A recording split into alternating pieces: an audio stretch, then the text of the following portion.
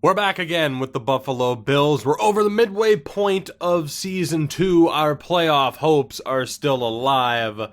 For that reason, this could be a very interesting episode. At 5-5 on the season, our next matchup, prime time against the Patriots.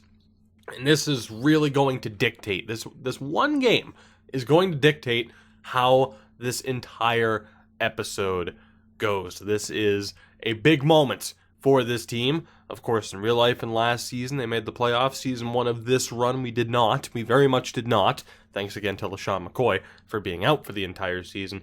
But this year, we're looking okay. We are dealing with a couple of injuries, but overall, this team is looking like the type of team that could sneak into the playoffs. You could argue it'd be better if we didn't, and I don't necessarily disagree.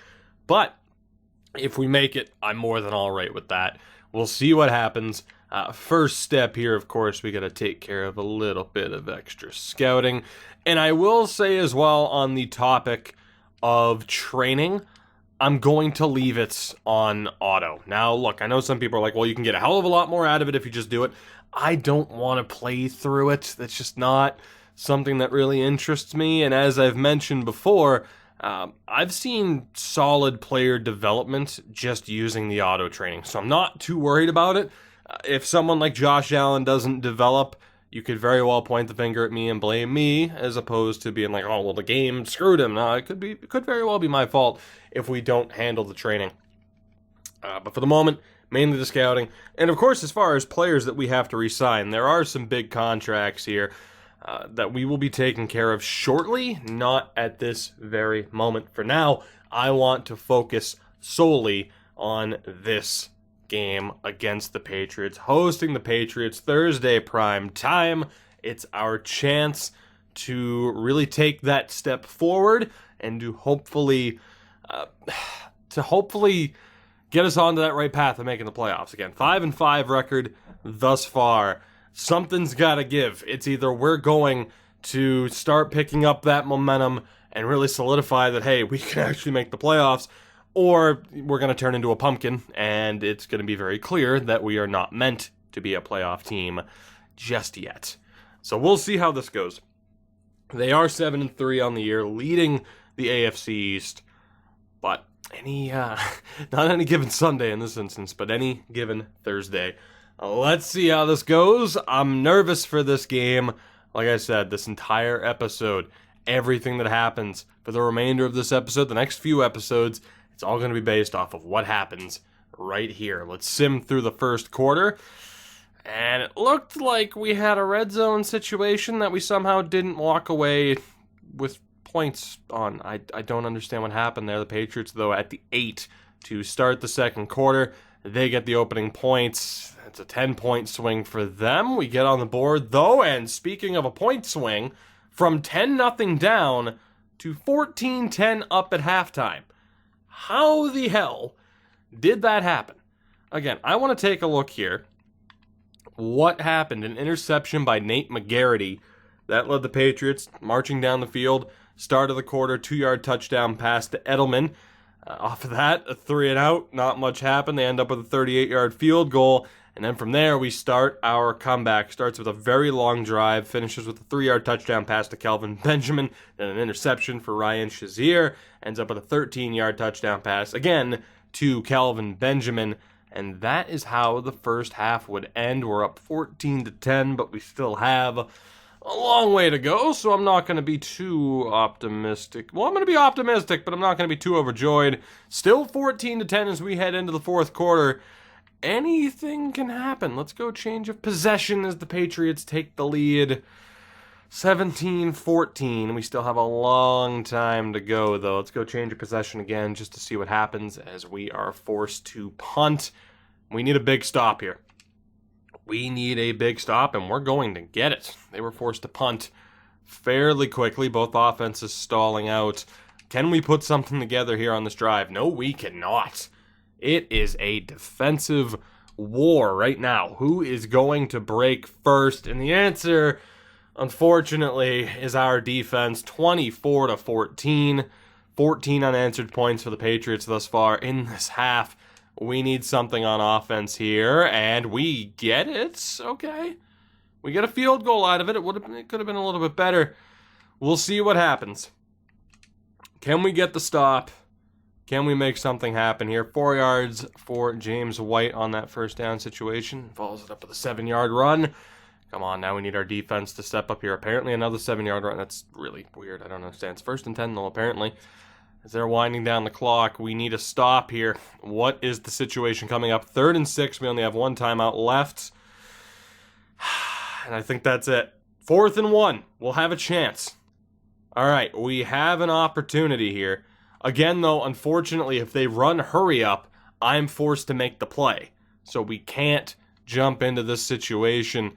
We'll see what happens. 1 minute to go, 20 seconds on the clock. Let's see what happens. We start off with an 8-yard reception to Coleman. I imagine the clock's running, and that will do it. Kyle Van Noy ends this game. That is all she wrote. End it. 24-17.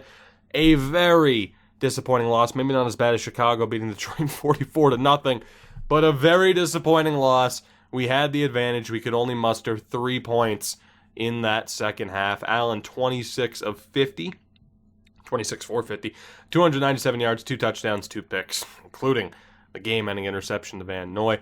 McCoy, 68 yards on the ground, the 2 receiving touchdowns for Benjamin. Jason Peckett, tight end, 80 yards, not bad. Zay Jones as well, over 70 yards receiving. Just a very disappointing game. Russell Bodine got absolutely ripped apart, so that's good. Allowed 4 sacks that game. Not a great game for the right side of the offensive line, clearly. That's such a disappointing loss. That might be it for our playoff hopes as well. We definitely need a win next week. If we fall to 5-7, I tend to think that is it. But an unfortunate loss there. We'll see what happens moving forward, but all the more disappointing in knowing that we could have won that game. We could have won that game. The offense just completely shut down. In that second half. We'll make Tapper better as a speed rusher. That's fine. It's not like he's a long-term player for us anyway. Just a depth signing at this point. We play the Giants next week. We'll see what we can do there. Steelers after that, and then the Jets in week 15. The Giants 7-4. Not an easy matchup. Again, if we lose here, that might very well be it for our playoff hopes. So let's hope the team can muster up a way, but in particular, let's hope the offense can get their game going. Let's see, who do we have at tackle? We're looking okay. Shout out to Taven Beard and Margarito Spriggs, who I shouldn't have wasted any extra points on. Not looking like the best draft at defensive tackle. Damn. Not at all. This might not be the best draft in general. Now, normally, it's about 4 or 5 years into a draft that you start to see certain players, or the quality of talent start to fall off. It might be a little bit sooner than that. No upgrade points. Let's jump into this. We need a win on the road. They have the 2 overall point advantage, but we know we can win this one. We know we have to win this one, ideally. Don't know if we're going to walk away with 4 sacks in this game, but that would be nice. I'm nervous for this. I am. I'm nervous for this. Again, while it might not be for the best, I'd prefer to see some playoff football here before saying, okay, let's get ready for the draft in the next episode, and maybe we make it through free agency here. I would prefer to see some playoff football sooner rather than later. Not looking all that good right now, but you never know. I think the big thing here, too, LaShawn McCoy started off the season so hot, and he's really cooled down. Just the run game in general has cooled down to such a ridiculous extent, really. But regardless, let's see what we can do here. Can we go on the road and beat the Giants to keep those playoff hopes alive? Let's sim through the first quarter. We'll see how this goes. They take the early 7-0 lead. The only points of the first. Second quarter, we get a field goal. They strike back with one of their own. 10-3 is how we will walk into halftime. Our offense has been completely shut down over the past 4 quarters now. Can they get anything going in the third? Is there a comeback on the cards? 13-3, 20-3. Our offense is non-existent right now. 23-3, 26-3, and that is your final score. We have put up 6 points in our last 6 quarters of play. Absolutely brutal. We get shut down by the Patriots in the second half. We get completely shut down by the Giants over the course of a full game. Justin Herbert leading the way there. Allen, 12 of 29, 116 yards, no touchdowns, 1 interception. Brutal. McCoy, 45 yards, 14 for Love. Only 15 carries among the running backs. Only 1 sack allowed. It was Engelberger. Just not what you're hoping for. Just not what you're hoping for in this situation. Getting towards the end of the season. Obviously, there's a potential thought of maybe changing up the scheme right now, the playbook if needed, but I think you could also just say, oh, pack it up. The team's clearly not good enough right now. We need some work, and I feel like that might be the way things are leaning right now. Bryce Love, though, at least gets that point improvement. Well, let's move forward to the next week. We're playing the Steelers. I'm going to take a look at the standings, kind of see what the situation is right now. Pittsburgh at 5-7, so identical records. Jets, Kansas City, and Miami. Miami at 8-4, tied with the Patriots. Patriots have the tiebreaker right now, but still not ideal. If we look, let's see. So the Browns right now at 7-5 would be in the AFC North is terrible. AFC South, so 7-5 and a 6-6 record there. Right now we'd have to be looking, I think, at about 7-5. We'd have to be at about 7-5 to make it. I don't know if we're going to pull that off.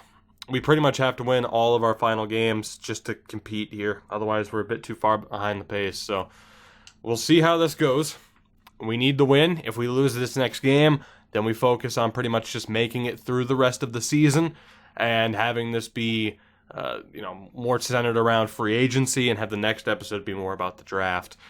As far as changing anything up, again, I think we're pretty much good to go, potentially. Let's see, vertical zone run. We're built upon the zone run. Very disappointing. Very disappointing to have the offense just stall out like it has. Dante Fowler Jr. is back from injury. He will not play unless he is 100%. We'll focus on scouting, and then again, if we lose this game, we'll focus on re-signing and moving towards next season. Are there any other tackles that are worth scouting here? There's a big chance for a lot of wasted points right there. There's a huge opportunity for a lot of wasted points. Let's take a look. Yeah, I'm going to hold off.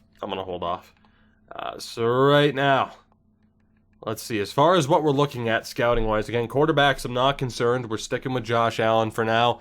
Might not be the best move, but I want to try and make it work, although shout out to Chandler Smelly. Running backs were good. If we have time to scout out anything else, I potentially might, because I don't know if I'm bringing back LaShawn McCoy. Just for the amount of money we'd have to pay him, it might just be better to let him walk and not have to worry about it. Fullback, nothing to do there. Wide receiver, we're fine. Tight end, we've already scouted out. O-line's taken care of. I think we are going to move on to linebackers. And, of course, the secondary right now is set up pretty well. So, I don't know. We might take a look at running backs sooner rather than later. But linebacker is definitely the next area of concern as far as scouting. Hopefully we have a specialist. That would be helpful. Let's go ahead and fire Brooks. Do we have a linebacker specialty? We do. Vernon Hudson. Beautiful. Vernon, welcome aboard. Find me the next Brian Urlacher, please. That would be great. Thank you. So we'll see what we have here. Of course, some areas, though, some positions not looking like it's going to be the best draft that I've ever seen. We'll take a look, though. Nick Royals not looking all that bad. Shouldn't have wasted that extra bit of scouting on Ashley. Not great. Deron Thurman looking a little bit better, though. Okay, at linebacker, it might not be all that bad. thankfully. At least not as bad as it was at tackle, at the very least. This is it. Can we beat the Steelers at home to keep our playoff hopes alive? They have a 6-point advantage in terms of overall. If we lose this game, we are pretty much screwed, I would say. Again, right now it's looking like teams need about a 7-5 record. You factor in how many of those teams at 7-5 in the AFC are going to move to 8-5. We need to win. We need to win. That loss to the Patriots hurt. That destruction by the Giants pretty much ruined any hopes we had of this being a playoff episode. But like I said, slow and steady here. Slow and steady. It's just a matter of, and really, I don't know if Josh Allen's going to develop. I want to try and make it work. The easy thing to do is to just try and find his replacement, and who knows, the replacement could already be in the draft. It's a tough call. It's a tough call. We've already made some pretty big changes. I didn't go as overboard with the changes as I could have, as far as getting rid of Allen already. Of course, the potential Kyle Williams and Lorenzo Alexander trades of last year that did not happen. We kept them. I don't like making wholesale changes to a team right out of the gates, for better or worse, because sometimes it's not always the best decision. As we exited the first quarter, tied. Hello, point swing. Not bad. All right, so we were tied at 3 at the end of the first. A decent point swing there to take the 17-10 lead into the second half. Big Ben with a 16-yard touchdown pass to Antonio Brown. But from there, the offense finally got going. Jason Peck with a 6-yard touchdown, the interception for White, and that leads to another touchdown for Jason Peck. Not too shabby at all. Can we build upon this, though? We were in a similar situation against New England, and we blew it. Can we build upon it? Yes, we can. 24-10 heading into the fourth quarter. Who ended up with that one? I do wonder. It was a 2-yard rushing touchdown for our fullback, Patrick DeMarco, and we're looking all right. Can the defense show up? They're able to march downfield and get a field goal out of it, but that's not too bad. Still an 11-point lead with just under 11 minutes to go. We're going to be... No, we didn't punt. Wow. Elliott attempted a 59-yard field goal in the snow. That could come back to haunt us. Pittsburgh with another field goal. They're back to within 8. We need to waste a lot of time on this drive. And we fumbled. Pittsburgh gets the ball back at their own 38 with 4:38 to go. Oh, boy. All right. Juju with the reception. Interception for Steven Nelson. We get the ball back. There we go. Steven Nelson with a huge play there for us. 3:44 to go. You'd like to think that we'd be okay here. Just waste some time. Keep the clock going. And we haven't done a great job of that thus far. 3rd and 10. We do get the first down, though. Corey Coleman just before the 2-minute warning. Allen throws it away. 1:41 to go. It's 3rd and 2. We're going to have another first down here. That should be game. 1st and goal. 3 yards for Love. We should be fine. Another 3 yards for Love. 8-yard reception for Coleman. We should be fine. Apparently it's 3rd and goal. Bryce Love with a touchdown. I swear, it's really weird, and I feel like the tracking often lags behind. Regardless, I'm good with the outcome. It's 31-16 with 55 seconds to go. We should be fine. I'm just going to spam the button because we are good to go. Pittsburgh can't get anything going. The offense finally returns to form. We defend home field. We walk away with the 31-16 win, and our playoff hopes are still alive. Now, the one concern, of course, here is Ryan Mallett, and you have to wonder if it was a fake, but it was a 21-yard reception. Allen, 18 of 38, 230 yards, 2 touchdowns, no interception, so a much, much better game from him. On the ground, 75 yards for LaShawn McCoy. I can't speak, but 18 yards for Love and the touchdown, and DeMarco as well, with a rushing touchdown. Receiving-wise, Coleman led the way, but it was Peck. 2 receptions, 2 touchdowns for the rookie out of Florida State. I will take it. We did allow 3 sacks that game, but 2 of them by running backs. Defensively, Shazier led the way. Ended up with 3 interceptions total. White with 2 picks. Nelson with a very crucial interception in the fourth quarter. And then Jake Elliott, 1 of 2. Again, he attempted a 59 He attempted a 59-yard field goal for whatever reason. Don't know why. Thankfully, though, that didn't affect the outcome. As Webster and Joe Jackson. Why Joe Jackson got a point improvement when he's not been playing, I don't know, but I'm okay with it. Let's make Webster better at zone just to try and get him that bonus as making him a scheme fit. That's a good bit of improvement as well. A good bit of improvement. And Joe Jackson, let's make you better as a speed rusher. He's pretty well rounded at this point. We could pretty much mold him into whatever we wanted him to be. But again, the good thing is, as we head into Week 15 against the Jets, our playoff hopes, theoretically, are still alive. It could come down to that Week 17 matchup against Miami. We're playing the 4-9 Jets. This should be a win. Make no mistake about it. We should get the W here. It's not even a question. This needs to be a win if we're going to make it. As, holy shit, Idris Stevenson is a monster. I knew that there was someone else I still wanted to scout. Ofadile. You're not that good, unfortunately, though. Thomas Posey, looking pretty good. Jesus or Jesus Garcia, unfortunately. You're not that good. That sucks. Could make a joke here, but, I kind of like the idea of not burning to death. Or burning for all eternity. So we'll hold off. We will hold off. That said, let's take a look at the standings. So the Patriots up to 9-4. Again, we're at 6-7. I believe we still stand a chance. So 7-6 Browns looking like the only team that'll make it out of the North. Out of the South, you have the 8-5 Texans, 8-5 Dolphins as well. It's gonna be close. It's going to be close. Bottom line, we have to keep winning. That is the only way that we make it. Just win, as they say. We have the 2 overall point advantage on the Jets. Can we get the W? Can we keep this playoff dream alive? The offense, a major return to form last week, putting up the 31 points on Pittsburgh. Not what I expected, but we were able to get the job done. Got to go on a game-by-game basis here. The rough start to this episode, the losses to New England and to the Giants really didn't help us out. Dante Fowler is going to be back in the lineup as well, which is going to be a huge boost to our defense.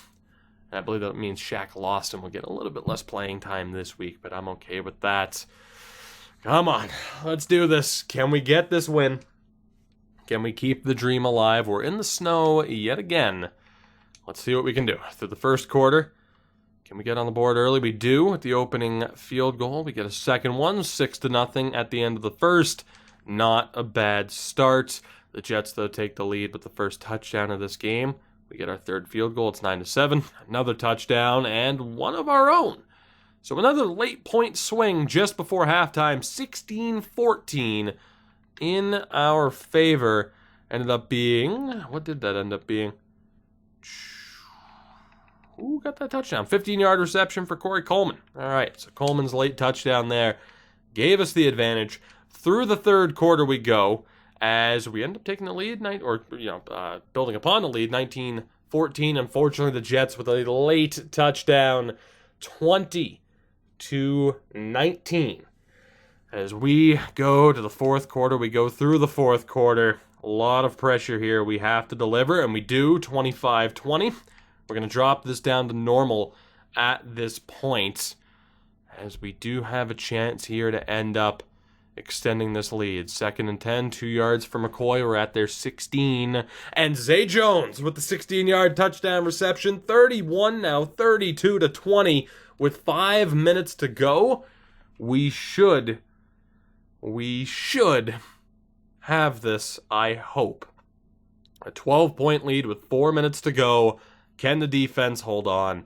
Darnold right now leading them downfield. Short passes, though. They're wasting a lot of time. 3rd and 1. Webster knocks it away. 4th and 1. They do get the first. Yeldon picks up 6 yards. Come on now. The good thing is they're wasting time by running the ball. We have a chance here. 3rd down coming up.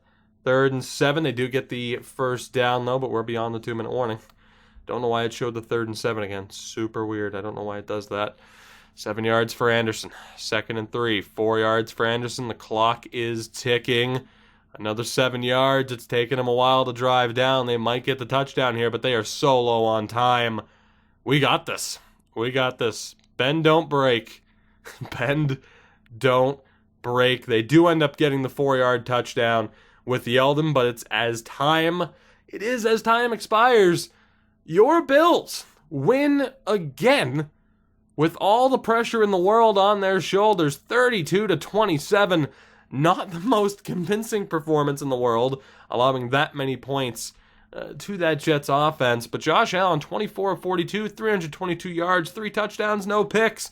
He's finding a little bit of form. Rushing-wise, 84 yards for McCoy, no rushing touchdowns to speak of. Benjamin, almost 80 yards receiving, 2 touchdowns for Zay Jones, 1 for Corey Coleman as well. The O-line did relatively well, only 2 sacks allowed. Defensively, White led the way with 10 tackles, 2 picks for Ryan Shazier.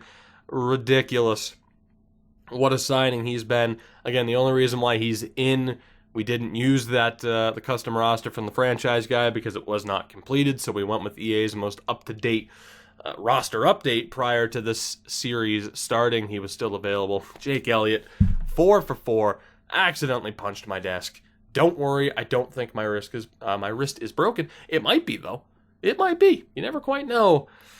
Oh boy, our playoff hopes are still alive, is what I'm trying to tell you. It's what I'm trying to say. We head to week 16 against Kansas City. They are 8-6. This is direct competition. Chauncey Gardner-Johnson will not play. Matt Milano will stay in. Of course, I don't like risking injuries, especially at this point in time. Might be worth at this point, too, handling the re-sign options here.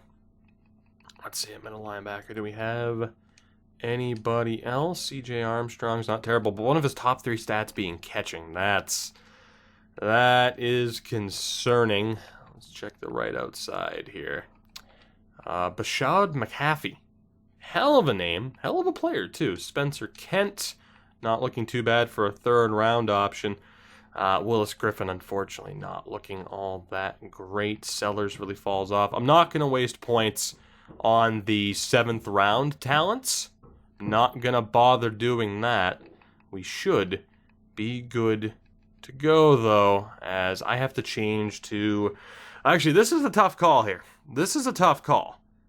We do need improvements with the secondary. Safety, I'm not all that worried about, obviously, with who we have. I just can't help but think it might be worth finding another running back to back up Bryce Love in case we can't work out a deal with McCoy. And even then, if we do work out a deal with McCoy, is it going to be worth it? Do we immediately look to just flip him? Are people going to find that cheap? Which the answer is probably yes, and it kind of is.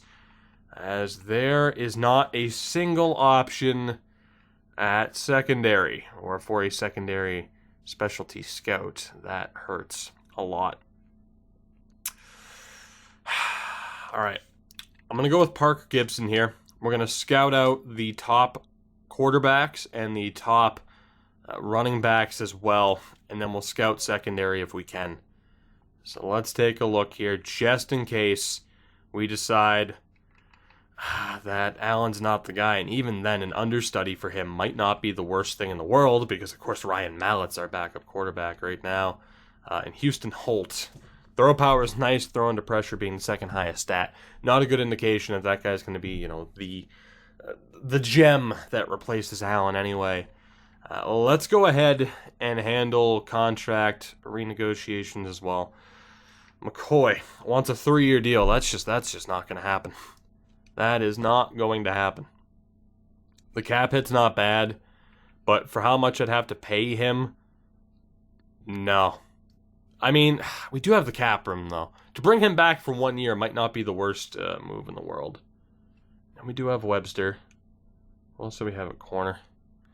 Bringing back Webster's probably good. He only wants a 1-year deal, too, which I'm good with. If he's willing to accept that, I am perfectly fine with that deal. Perfect. So Kayvon Webster's going to be here next season. Shaq Lawson, of course, we're going to want to hand him a deal. Under $4 million, or for a cap hit, is solid. If he's willing to accept that, I'm good with it. Okay, he wants a little bit more money. Corey Coleman will probably look to bring back as well for now. 3-year deal's not terrible. God, you're asking. It's kind of terrible, though. He's close to going up to a 79 overall. That's a rough contract for someone on normal development. I gotta be honest. Because we can't rely on him to consistently get better. I think I might let him walk. That's a bit too much money.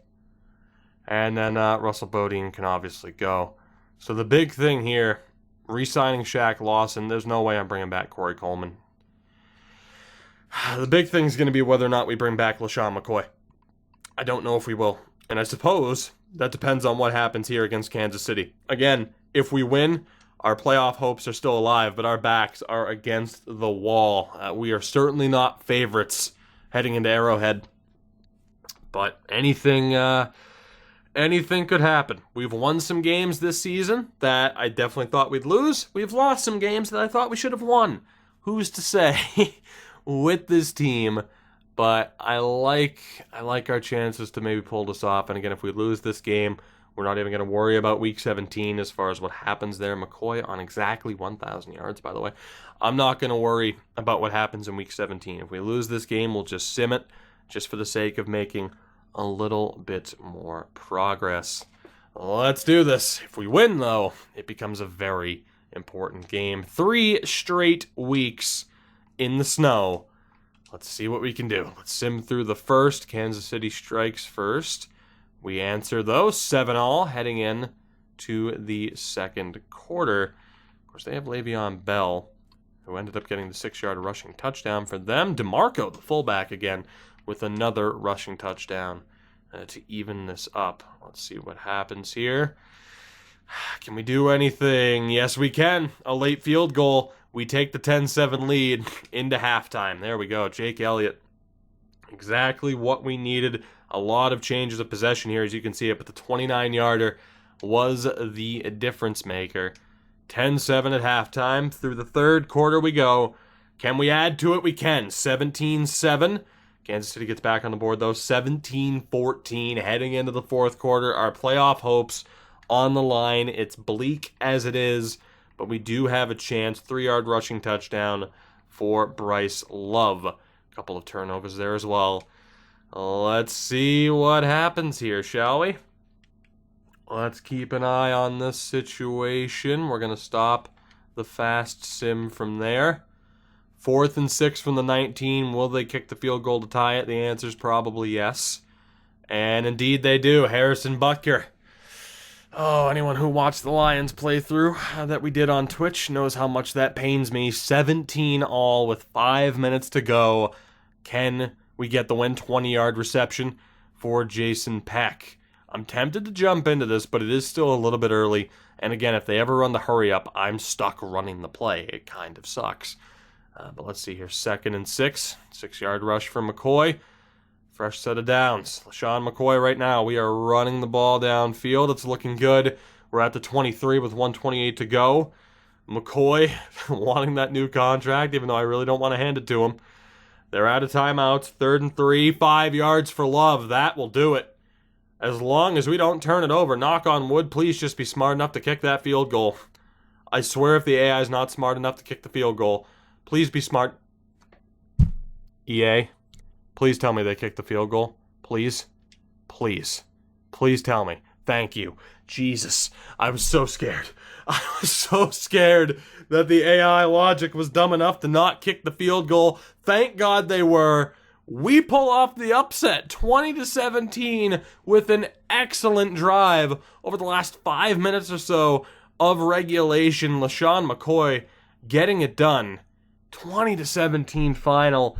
And again, I think it's going to come down to the last week against Miami. Allen only 19 of 40, 233 yards, no touchdowns, 1 pick. Not his best game. McCoy, though, over 100 yards rushing. It was 11 DeMarco with the touchdowns, though. You had Benjamin at almost 100 yards receiving. Benjamin and Peck led the way. We did give up 3 sacks that game. Not ideal defensively. Fowler Jr. back in. 9 tackles leading the way for the team. Not a single interception. Jake Elliott, though, 2 for 2. Really helped us out there down the stretch. And there we go. 20-17. We beat Kansas City on the road, in the snow, uphill. Chauncey Gardner-Johnson and Josh Allen with upgrades. Are we playoff bound is the question. Gardner Johnson will be 100% heading into next week. And Allen as well, that so important point upgrade. He's up to a 76. Welcome to green territory. Awareness and throw accuracy deep with the improvements. Let's see what the picture's looking like. We are 8-7. Would a 9-7 record be good enough to make it? That is the question. Let's take a look, and it might. Oh my God, it might. Are we in? Okay, we're not in at the moment. There's a chance though. So AFC North, the Browns are going to be the only team to make it at 9-6. AFC South, Titans and Jaguars are also going to be threatening. Dolphins are threatening. We're threatening. Chiefs also have a chance as well. And it's looking like in the NFC, of course, we don't have to worry about it. But boy, what a terrible division. We have a chance. If we win, we might be in. It comes down to the last game of the season, as crazy as that is. I want to negotiate with Shaq Lawson. We want to bring him back. And the fact that he's only looking for, just over a $4 million per option, I'm good with. Let's see if that's good enough. A $15.8 million contract over 3 seasons. Shaq Lawson is back. Again, I don't like the idea of overpaying Corey Coleman. I know he's fast, but he's 25, normal development though. We're just not going to see him consistently improve. At best, I'd say he caps out at like an 80, maybe an 81 tops. I think we'll just we'll have him here. We'll have him here for this year. I don't want to overpay him. I don't. If he was quick development, for sure. And then the big thing is LaShawn McCoy at 31.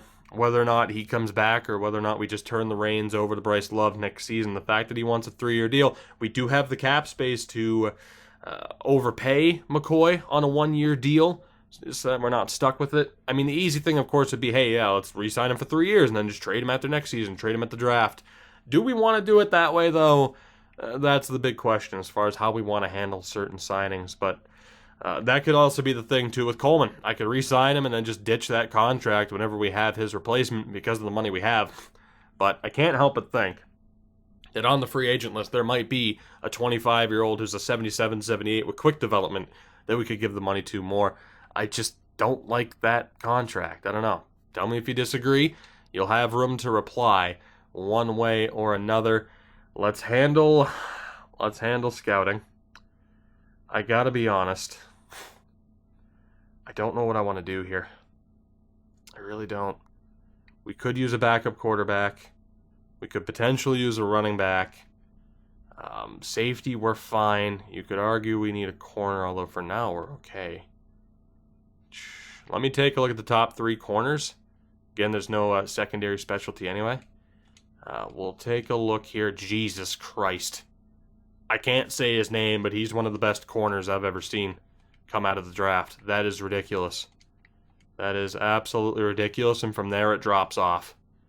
Dodrick, something French probably. Not going to happen. He is an absolute monster. And at quarterback, again, we might as well just take a look. It might be worth going all the way down to the 3rd round. We'll see. That corner, it could be a game changer. Bottom line is, we are good to go. We are heading into week 17. We have a chance here to really make something happen. I want to move Shaq Lawson to that other tackle spot on the depth chart, and then we'll be good to go. We are fully healthy. If we win, we have a chance. If we lose, the season's over. So it's a tough call as far as what might happen here. Let's move Phillips over to that 2nd spot, or to that 3rd spot, just so he might get a little bit of playing time. It comes down to this. Same overall, same record. The team that wins has a chance. It's going to come down to a lot of different tiebreaker scenarios, I imagine, but the team that wins has a chance to make it. Factor in that if the Patriots lose and fall to 8-8, I don't know what's going to happen here. I really don't. This is such a crazy scenario. So many different tie-breaking factors as far as who might make it. unless I'm completely reading the situation incorrectly, which I don't believe I am. Hopes are alive. Hopes are alive, although obviously that loss to New England might really come back to haunt us. We'll see. We shall see. Can we pull this off? Can we get another win in the snow in Buffalo? Let's go. Comes down to this. First quarter, we strike first. The opening volley, it's a field goal, 3-0 at the end of the first. Let's go second quarter. See what we can find here. Unfortunately, it's 6-3 Miami. We're able to tie it up. And they get a late field goal. I don't know if we turned the ball over there or if it was a 3-and-out, but 9-6 Dolphins heading into the second half. What happened? Was it a 3-and-out? Elliott missed a 64-yarder. That's what it was. We attempted a 64-yarder, I guess, and they ended up hitting a 38. I don't know what's up with our sim coach's decision-making as far as like, oh yeah, fuck it, 59, 64, go for it. I'm glad he has faith in Elliott, but it's backfiring. We do strike, though, to begin the quarter. It's 16-9. That will hold. We have a chance. 15 minutes to go. 4-yard rushing touchdown for McCoy. We follow that up with a 19-yard field goal for Jake Elliott. The chance is still there. Let's see what happens. Can we get anything going? Miami is able to tie it up. Unfortunately, it is 16 all. Right. Let's do this. 8:44 to go. Can we make this work for us? 16 all, 8:40 to go. The team that wins has a great shot at making the playoffs. And LaShawn McCoy is hurt. And Trey Kirkpatrick intercepts the very next throw. You want to talk about absolutely choking away a situation here. They're on the 29, 3rd and 8. They're in field goal range, though. Will they hit it? Yes, they will. Cody Parkey, a 46-yarder. 19-16 with 6.5 to go as Allen throws it away on first down. Can we find a way here? Unfortunately, the passing game not working out too well. That's going to be a 3-and-out. There's no way we can go for it. We're forced to punt. Can our defense maybe force a turnover? Get us a second chance here. 5-yard rush for Collins on first down. 2 yards for Drake. Big third down scenario here. They do get the first down. 4-yard completion for Tannehill. They're going to try to wind down the clock here. It's not looking too good. 3rd and 2, we need a stop. We cannot get it. And if we don't get a stop here on this possession, again, I don't know why it shows that again. If we can't get a stop on this possession, 6 yards for Collins, guys, I think we're done. We're done. We are done. LaShawn McCoy injured, and then an interception for Kirkpatrick on the very next play. 19-16 final. We will not be playoff bound. The Dolphins have a chance. We have missed out on the postseason on the final game of the season. A very rough performance for Allen.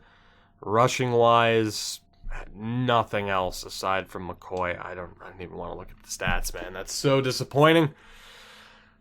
You look at the close game against the Patriots. We follow that up by doing absolutely nothing, and go figure, Coleman gets that upgrade point. We follow that up with a terrible performance against the Giants. We go on a hell of a run, but it was too little too late. We end up losing to Miami in Week 17, and that will do it, unfortunately. Now, I'm not going to sim week. I want to know from you. I will check the injury for McCoy, but do we look to re-sign him, particularly to a one-year deal? And what do you think about Corey Coleman? Do we bring him back as well? Bodine will be letting go of for obvious reasons. I'd like to think we could find somebody better on the free agent market. Is it a long-term injury? McCoy's fine. He was just knocked out for the game. So, that is that. Questions heading into the next episode.